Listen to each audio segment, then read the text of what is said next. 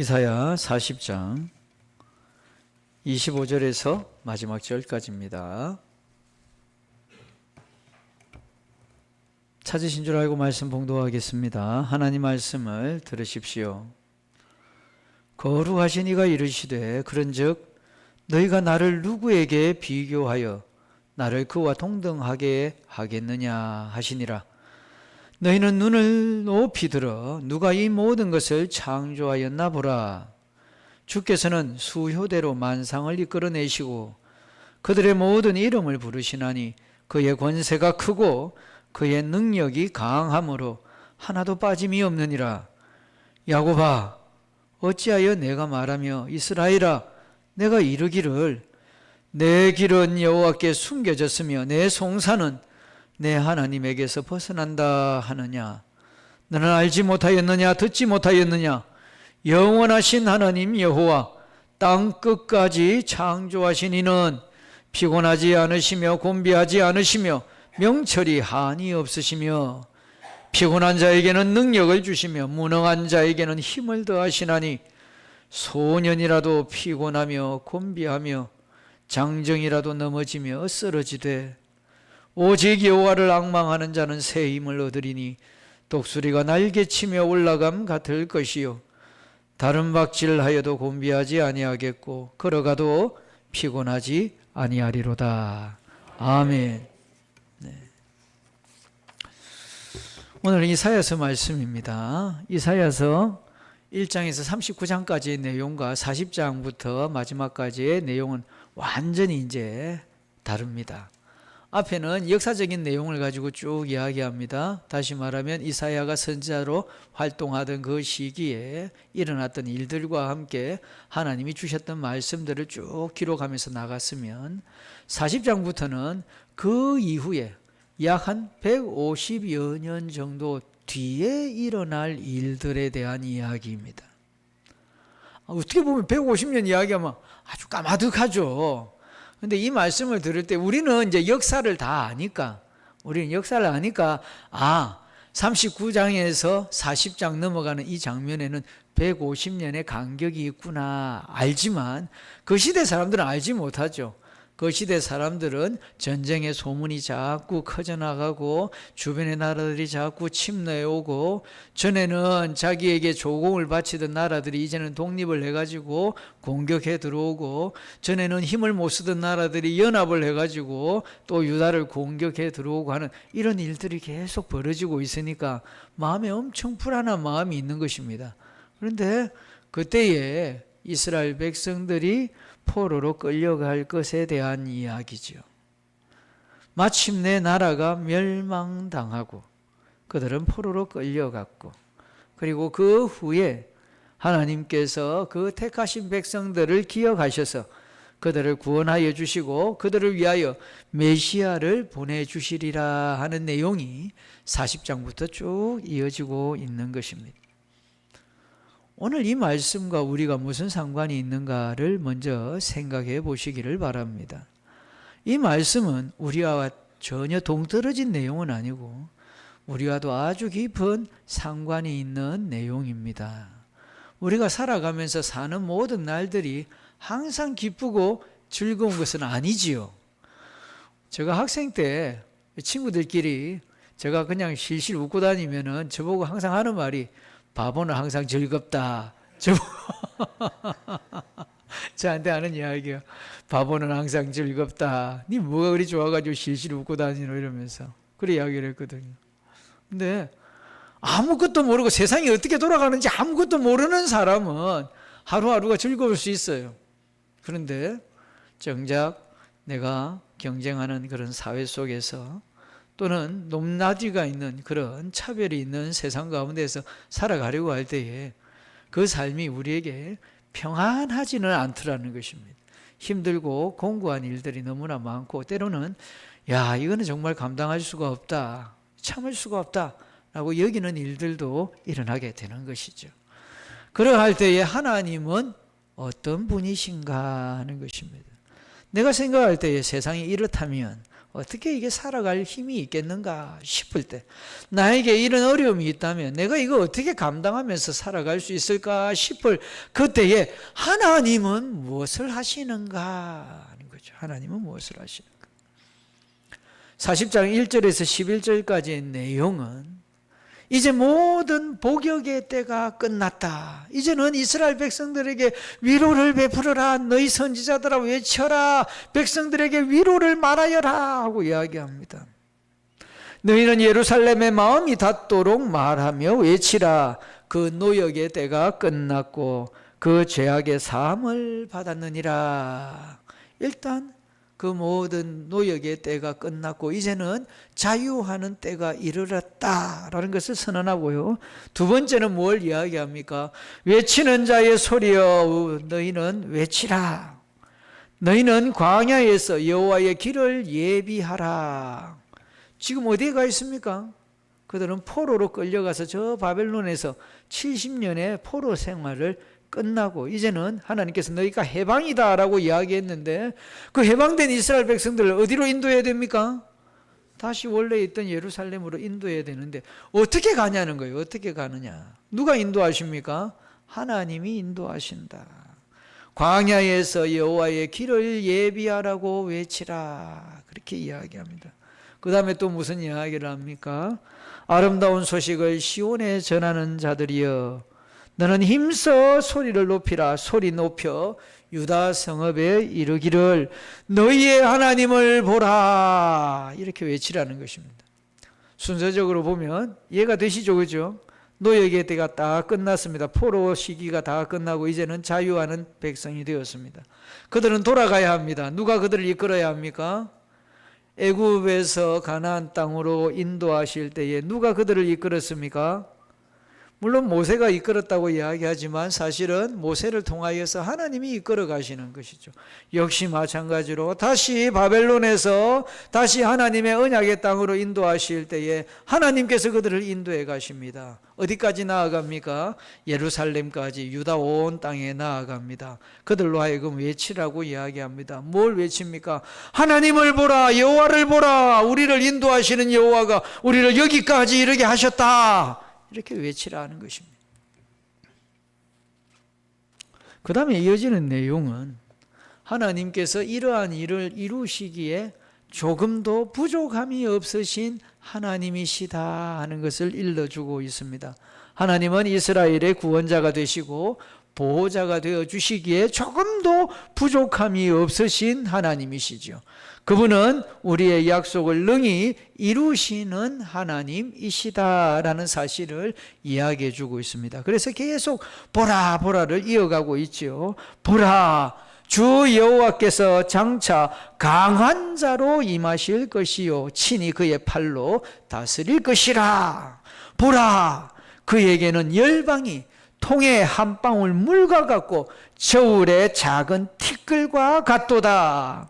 보라 그가 땅 위 궁창에 앉으시나니 땅에 사는 사람들은 메뚜기와 같으니라.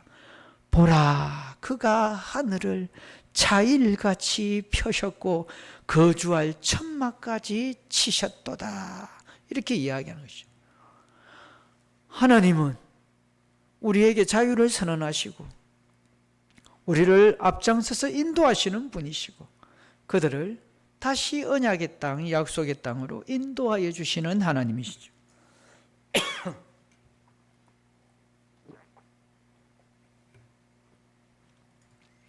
그 하나님은 어떤 분이십니까? 강한 힘을 가지신 그 팔의 능력으로 행하시는 하나님이시죠.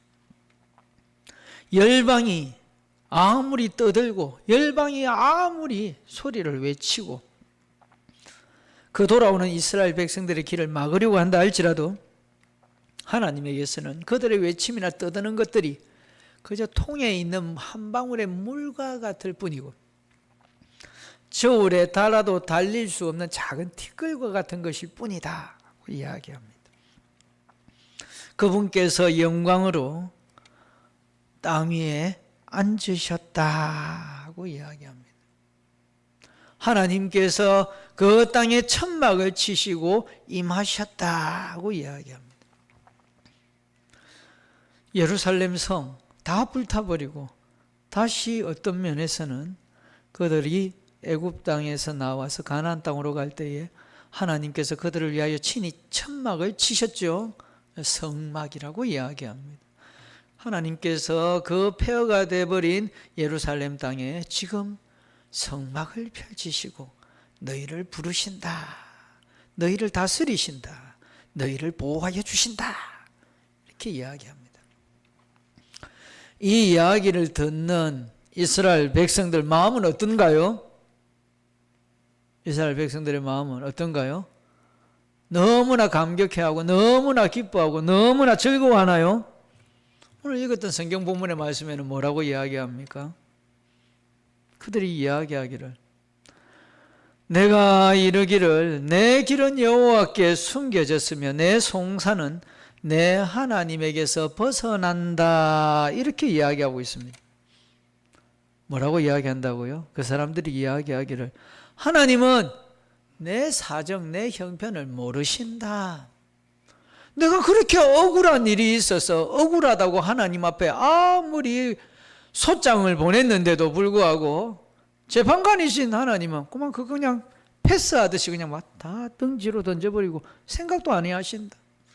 그러니 내 억울함을 어디서 내가 신원받을 수 있으며 하나님이 공의롭다고 하시는데 그 공의가 도대체 어디에 있으면 나는 그 공의를 언제 누릴 수 있는가 이렇게 이야기하더라는 것입니다.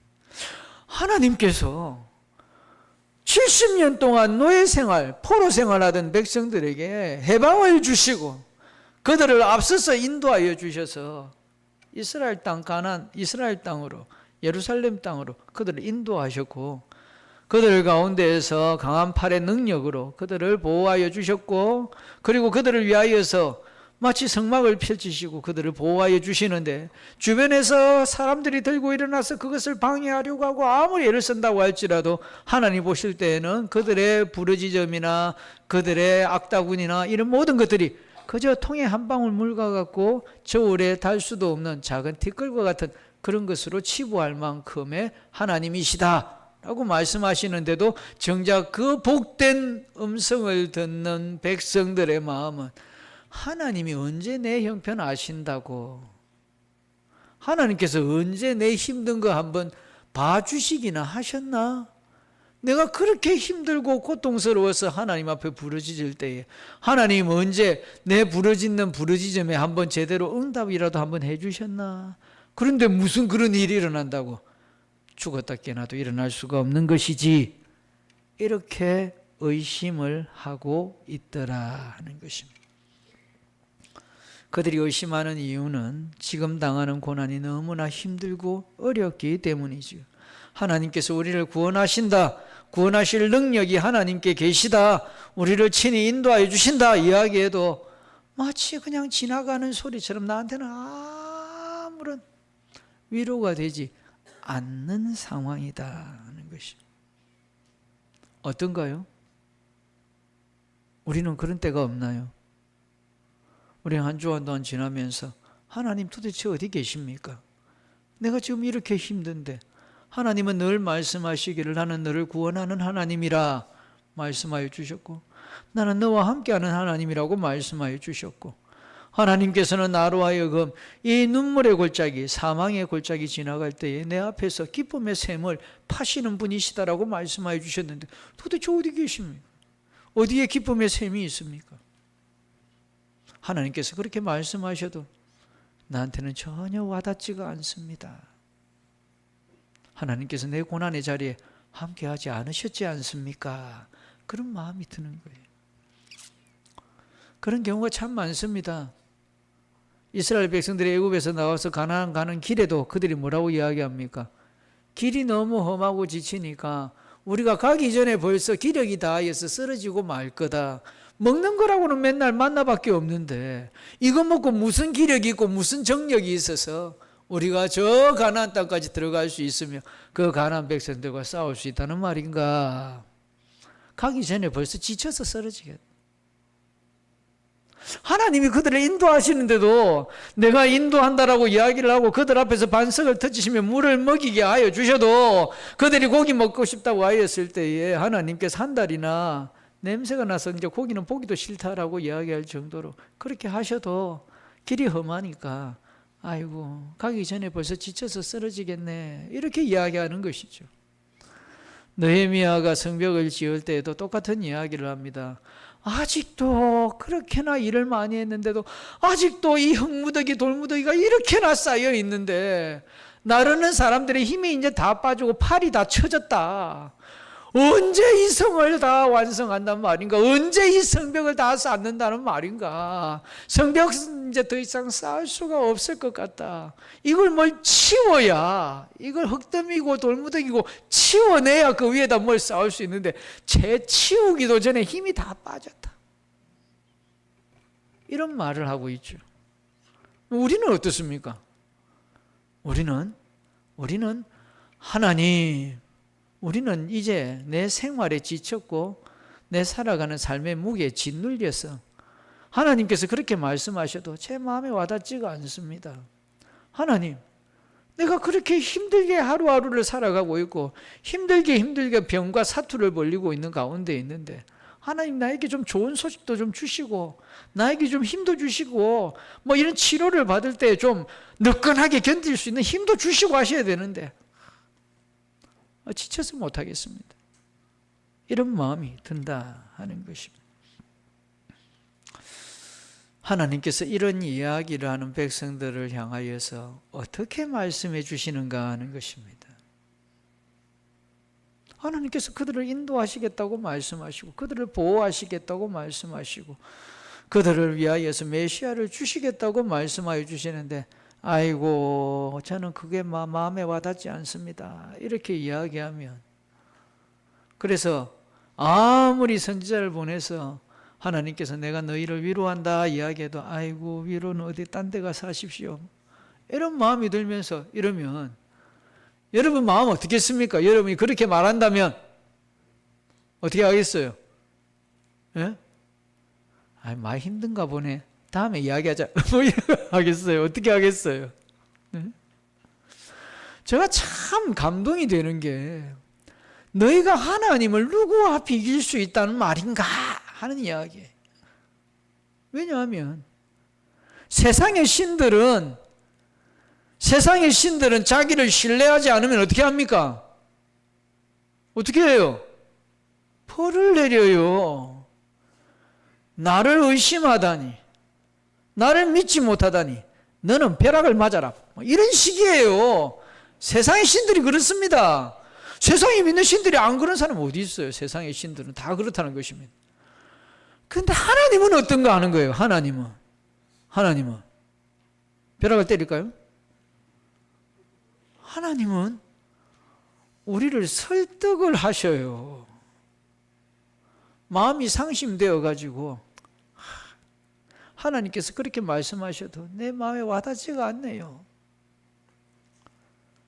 그러면 하나님께서 너는 포기다 이렇게 말하지 아니하시고 설득을 해 나가시는 거예요. 계속해서 그 마음이 마침내 위로로 충만하여지기까지 마침내 그 고개에 떨구고 있던 그 고개를 들어서 하나님을 바라보기까지 끊임없이 흔드시고 끊임없이 그를 만지시고 나를 봐라 그렇게 하시는 거예요.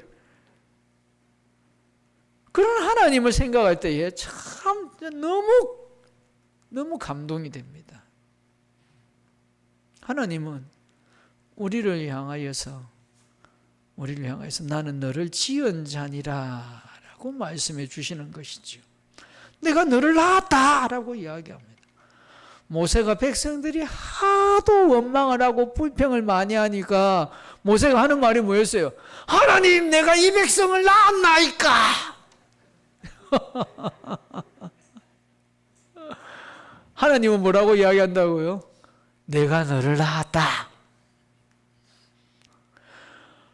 모세는 지면에 있는 모든 사람들보다 온유함이 나은 사람인데도 얼마나 징징거리고 얼마나 원망을 하고 얼마나 불평을 하면서 끊임없이 대들고 하니까 아이고 머리가 찌끈거린다. 내가 너를 낳았나?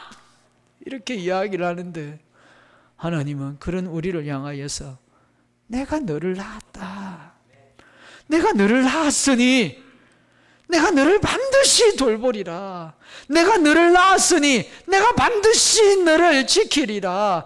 내가 너를 낳았으니 반드시 내가 너를 복된 자가 되게 하여 주리라. 하나님께서 그렇게 말씀하여 주시는 것이죠. 또 뭐라고 말씀하십니까? 나는 너와 언약을 맺은 자니라 라고 말씀하여 주시는 것입니다. 너는 그 언약을 잊을지 모르지만 나는 그 언약을 항상 내 마음에 새기고 내가 너를 위하여서 어떤 약속을 하였는지를 나는 절대로 잊지 아니하노라. 너희가 어떤 절망의 구렁텅이에 빠져 있다 할지라도 나는 너와 맺은 그 언약을 잠시도 잊은 적이 없고 나는 그 언약을 위하여 지금도 신실하게 너를 위하여 일하고 있노라. 그렇게 말씀하여 주시는 것이지요.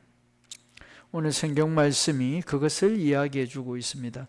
너는 알지 못하였느냐 듣지 못하였느냐 영원하신 하나님 여호와 땅 끝까지 창조하시니 그가 어떻게 하는 것입니까?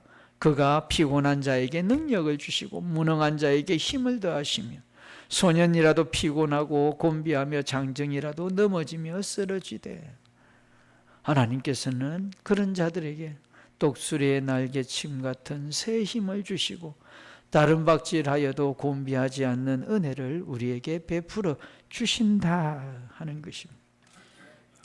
창조주 하나님의 능력을 믿습니까? 이 모든 만물을 지으신 하나님, 그 만물을 지으신 하나님이 얼마나 능력이 있은 분이신지, 그리고 지금도 친히 그 만물을 어떻게 하고 계십니까? 친히 다스리시고 돌보시고 계세요. 내가 그 모든 것들을 돌보지 못합니다. 그러나 하나님께서는 그저 들풀 하나조차도 하나님께서 돌보신다 말씀하여 주시고 참새 한 마리가 땅에 떨어지는 것도 하나님께 뜻이 아니면 이루어지지 않게 하시며 심지어 우리에 대하여서는 말씀하시기를 머리털 하나도 아버지의 뜻이 아니면 떨어지지 않게 하신다라고 말씀하여 주시는 것입니다. 하나님은 능력 있으신 하나님이십니다. 하나님은 또한 내게 언약의 하나님이십니다. 믿습니까? 하나님이 나와 언약 맺으신 것을 믿으십니까? 우리는 성찬식에 참여하면서 그 잔을 받아들 때마다 뭐라고 외칩니까? 이 잔은 예수 그리스도께서 피로 세운 새 언약의 잔이다. 우리가 그렇게 외칩니다. 우리가 그 잔을 받아 마시면서 우리는 하나님으로 말미암아 예수 그리스도의 피로 세운 새 언약의 사람이 되었구나. 그 새 언약의 혜택을 받는 자가 되었구나. 그 새 언약에 약속된 그 모든 은총을 누리는 자가 되었구나 라고 말하는 것입니다. 그리고 그 잔을 받아 마시는 것이죠. 우리는 잔을 받아 마시면서 우리는 그 언약의 사람인 것을 믿습니다. 만약에 우리가 언약의 하나님을 믿는다면 그 언약의 하나님은 우리를 사랑으로 불러주신 분이라는 것을 기억해야 할 것입니다.